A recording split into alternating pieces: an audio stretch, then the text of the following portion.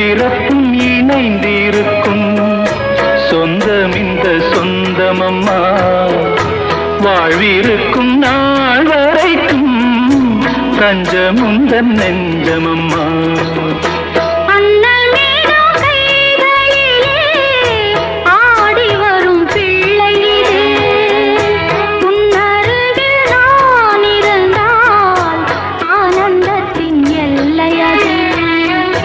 காயத்ரி மந்திரத்தை உச்சரிக்கும் பக்தனம்மா